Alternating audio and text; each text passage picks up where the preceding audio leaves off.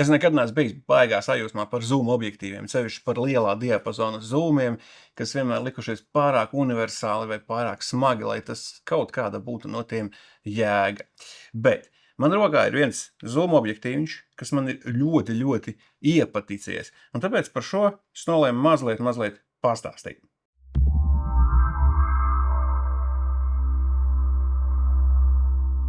Šis ir Tamron 25 līdz 200 mm, kas ir pirmā dīvainā lieta par šo objektīvu, jo dīvains, tas ir diapazons dīvains, 25, kāpēc ne 24 mm, ne, 25 līdz 200 mm, diafragma f2.8 līdz 5.6, tātad platajā galā 25 mm mums ir 2,8 diafragma maksimālā un tālajā 200 mm galā ir 5,6, kas pats par sevi 200 mm 5,6 nav nekas baigi īpašs, bet šī kombinācija ir visai forša.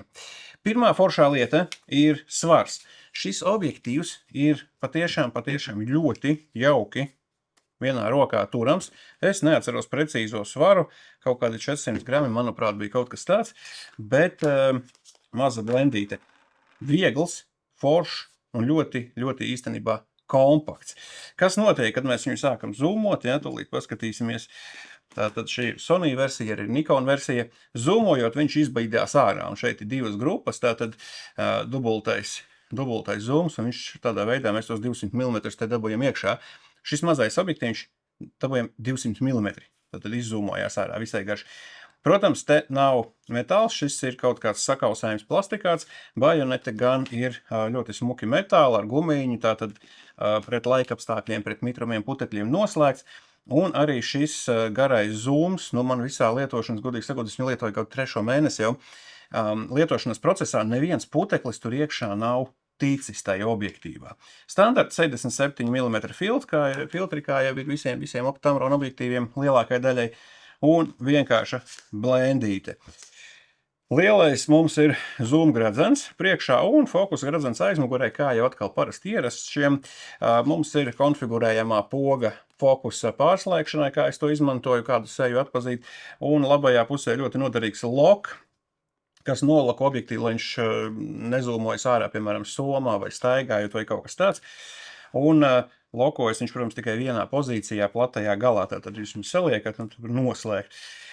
Nu, tas arī viss. Type-C ports, kur mēs varam pieslēgt pie aplikācijas, pie datora, sakonfigurēt fokusa ātrumu un tā tālāk. Tā būtu tehniskā puse, kas ir visai tāda, nu ko lai pasaka, vēl tehniski ļoti forši. Patiesībā viņš ir priekš tāda viegla objektīva, tas sajūta tāds holistisks, ja, teiksim tā. Tātad vienkabalains nav sajūta, ka te būtu kaut kāda plasmas, kaut kas kustētos un tā tālāk. Un ļoti atgādina vienu foršu objektīvu Tamrona, kas man bija pirms daudziem gadiem. Bet šis ir G2 versija, tātad G2 paudze un tehniski ļoti kvalitatīvs. Kā es teicu, darbojas uz Sony un uz Nikona un uz Panasonic, man liekas, arī vēl. Bet galvenā lieta, kas mums interesē, būtu, ko mēs varam ar šo dabūt bildīti. Kādu fotogrāfiju mēs varam dabūt. Viena lieta, kas man uzreiz patīk, platajā galā ir ļoti forša viņetīte vaļā. Tad uz 2.8 dabujam diezgan tādu interesantu viņeti, kas ir normāli platleņķim, tā tas ir, bet tāda patīkama. 25 mm ir 1 mm no 24, to jūs īsti nepamanīsiet atšķirību. Tas ir, principā, tas ir 24 mm objektīvs, tad, ko mēs esam pieraduši, 24, 70 un tā tālāk. Platais gals, godīgi sakot, ir pavisam ok. Vairāk pat īsti neprasās šo lietojot uz full frame, uz crop sensoru, tas būtu mazliet gribētos, jā, bet uz full frame 25, 200 ideāls pastaigu objektīvs. Un tieši tam es šo izmantoju, tātad ikdienā aiziet, pastaigāt pa dabastaku, kaut kur pabrauciet, kādā ceļojumā, kaut kur. Principā pietiek ar šo objektīvu un viss. Vairāk neko līdzi nevajag. Man ļoti patīk 200 mm garais gals, kas ir 5.6, kas ir patiesībā ok. Mēs dienas laikā varam ļoti fotografēt krēslā, vēl ok, vēlais vakars, 5.6, tur gribēsies kaut ko. Bet viss, kas ir gaišāks, F4, F2.8, tas ir profesionālais gals un tas ir ļoti dārgi. Tātad 5.6 ir ļoti forši. Citiem analogiem 200 mm te jau ir 6.3, 7.1 diafragma, tātad jau tumšāks. Šai gadījumā 205,6 man liekas ļoti ok. Tātad parocīgas ziņā šis diapazons 25, 200, 24, 200 ir patiesībā ļoti universāls, bet nepārbliež, kā saka latviski, ja, tātad šīs iespējas. Attiecīgi mums saglabājās kvalitāte gan vienā, gan otrā galā.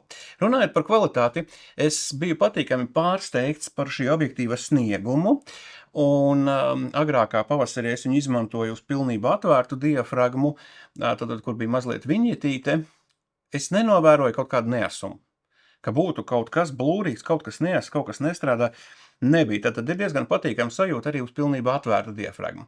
Pievarot par vienu stopu ciet, F4 līdz F8 kaut kur, ļoti smuki, ļoti ass visā diapazonā, un tātad ļoti, ļoti lietojams strādājums objektīvs. Un, kā jūs varat redzēt šajos darbiņos, kas man iet fonā, vai pa virsu, pareizāk sakot, tādām ikdienas pastaigām, ikdienas tādām nodarbēm, šis objektīvs ir ļoti, ļoti trāpa, desmitniekā vai simtniekā, tad ļoti trāpa. Nākamā lieta, ļoti forši patiesībā izkoriģētas aberācijas. Chromatiskās aberācijas koriģējas nedaudz Lightroomā, pavisam nedaudz, jo principā šim ir ļoti, kaut kādā interesantā veidā, ļoti labi nokontrolētas šīs aberācijas. Varbūt tāpēc, ka te ir tāds, mums esam tādā diafragmas tādā, nav kaut kādas lielās diafragmas, 2,8 līdz 5,6, tas ir tāds zelta vidusceļš. Attiecīgi arī tā aberācija tur neparādās. Nav distorsijas. Citiem Tamron objektīviem es ievēroju specifiskākas distorsijas vienā vai otrā galā zoomam. Šeit, principā, distorsija mazliet uz 25 mm var atrast kaut ko, kādu taisnāku sienu fotografējot, bet tas koriģējās šobrīd jau Lightroomā, Adobes un citās programmās. Attiecīgi arī distorsija tur nav. Viss ir kārtībā, objektīvam viss ir forši, viss ir labi, viņš taisa bildi. Krāsas ir klasiski tamroniskas, es teiktu, ja jūs atšķirat krāsas pēc dažādu ražotāju modeļiem. Sigma ir mazliet siltāka, varbūt jaunās Sigmas mazliet vēsākas, bet tas tāda tautoloģija. Tad Tamrons, principā, krāsu ziņā parasti visai neitrāls. Un šai gadījumā, fotografējot šo, es jūtu, ka tas ir Tamrons. Man liekas, man ir izveidojusies kaut kāda krāsu sajūta pēc ražotāja, bet nekādas dīvainības katrā ziņā nav novērotas. Es teiktu, ka man galvenā lieta gandrīz par šo objektīvu ir tas ērtums un tas pielietojamības universālums, tagad es jaunvārdus izdomāju, jo ar šo objektīvu staigājot, vismaz ar Sony, principā es nedomāju tur par to tehniku, kas tur tagad notiks, kā tas būs, ja, kas tur kā zoomojas. Es ar viņu varu dabūt visu, ko man vajag. Man ir viena kamera, viens objektīvs rokā. Man liekas, ka tas ir tas galvenais, tas galvenais faktors, kā mēs izlēmjam. Ja? Tad šai gadījumā šis ir pastaiga objektīvs absolūti šī gada 26. gada viennozīmīgi. Jautāsiet par autofokusu. Jā, autofokus ir klasiski Tamron G2 klases objektīvu autofokus. Tātad, ja salīdzinām ar tā paša Sony ražojuma, piemēram, fiksētu objektīvu, kas ir paredzēts sportam, tas būs ātrāks un veiklāks, bet ja mēs salīdzinām ar iepriekšējās paudzes Tamroniem vai iepriekšējās paudzes Sigmām, tad šis ir ievērojami ātrāks, veiklāks un labāk klausa tai procesā, pat ja jūs mēģināt ar šo fotografēt sportu.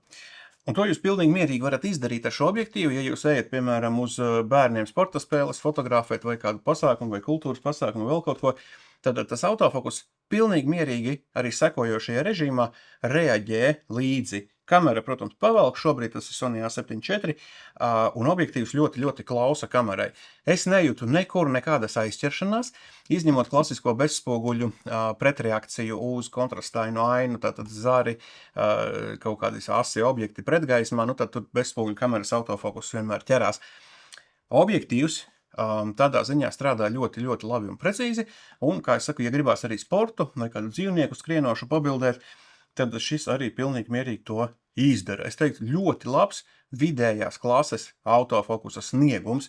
Ja mēs liekam augstajā, tad kaut kādā augstākā premium klasē fiksētos zoomus no Sony vai Canon vai Nikon oriģinālos, ja, tad tie būs ātrāki, veiklāki, un vecāki objektīvi viennozīmīgi vienmēr ir lēnāki. Šis ir klasiski, es teiktu, tātad Tamron G2, tas ir tāds standarts, ko viņi tur, un tas autofokus tur strādā. Man nekādas problēmas tur neradās. Manuālais fokus te ir elektroniskais, viņš ir paredzēts, protams, te, ja jūs gribat kaut ko ļoti precīzi tur piefokusēt, kaut ko piedomāt un tādu. Dizainēts Japānā, ražots Vietnamā, un It kā parasts Tamrons, it kā parasts objektīvs, bet kaut kas tai visā tik ļoti foršs un tik ļoti parocīgs, ka es ar šo objektīvu pēdējos 3 mēnešus pat nostņās neesmu īsti ņēmis. Es ar viņu staigāju, darbojos, ar viņu visu kaut ko var izdarīt. Kādu makro var nofotografēt, kādu puķīti, vēl kaut ko. Un, godīgi sakot, es teiktu, ka Tamronam šis diapazons 25-200 ir kaut kas ļoti, ļoti foršs atrasts. Es zinu, ka Sony ir līdzīgs objektīvs 24, manuprāt, arī 200, kaut kas ļoti līdzīgs, Canon vai 240, kaut kas tāds. 24, 240, jāpaskatās, kas ir Sony, kaut kas līdzīgs, bet viņš bija lielāks un smagāks, un, ja tā ir pastaiga, tad iet pastaigā ar lielu objektīvu, kurš ir smags, un, šis komplektiņš kopā, nav gluži kilograms, teiksim, kamera, baterija, objektīvs, un tas ir pietiekami mazs, pietiekami kompakts, kur jūs varat ielikt kaut kur somiņā vai vienkārši turēt rokā, un tas nesāp dienas beigās. Tā kā universālums, optimāla attēla kvalitāte un mazs izmērs un viegls objektīvs. Man liekas, tas viss ir izdevies baigi forši kopā salicies Tamronam, tāpēc es godīgi saku, es parasti neslavēju zoom objektīvus. Man liekas, vajag specifisku objektīvu, tur fiksētu ar labu kvalitāti, ar raksturīgu kaut kādu fona zīme, blūriņu, kad jūs darat kaut ko jūs gribat darīt. Bet tad, kad jāiet pastaigā, tad šis ļauj atpūsties, un šis ļauj vienkārši fokusēties galvā, fokusēties uz to, ko jūs gribat nofotografēt, koncentrēties, meklēt kaut ko interesantu, galu galā darīt to, kas ir fotografija pašos pamatos. Sanāca tā, ka šis Tamrons palīdz fotogrāfam iet un fotografēt, bet, kā es minēju iepriekš, man bija ļoti, ļoti labs Tamron objektīvs 70-300 mm gadus daudz atpakaļ, ar ko es ļoti daudz fotografēju, ar ko sanāca ļoti daudz labas fotografijas stokiem un tā tālāk, veiksmīgas fotografijas, un šis ir tas, es to esmu teicis par vēl kādu objektīvu, bet šis ir tas, kas ir ikdienā ļoti palīdz. Ar viņu var izdarīt praktiski visu, viņš ir par rokai, laba diafragma, labs autofokus, beigšu slavēt, pateikšu kādu mīnusu. Es nezinu, kādu mīnusu es varētu izdomāt. Nav stabilizācijas šajā objektīvā, nav iekšā, jo stabilizācija pamatā ir visās kamerās šobrīd uz sensora. Tātad, vienīgais, ja jūs lietojat uz vecāka Sony, kuram nav sensora stabilizācijas, vai uz vecāka Nikona bezspoguļu, bet bezspoguļiem visiem gandrīz jau ir sensora stabilizācija, pirmajām paudzēm nebija, tad varētu būt grūtāk mazliet, ja tad jums nāksies padomāt par to, kā jūs ar to uzvedaties, bet visādi citādi šis ir, viss notiek. Varbūt dēļ tā, ka nav tās stabilizācijas, viņš ir vieglāks un mazāks, pieļauju tehniski tā tas ir. Ko gribētos?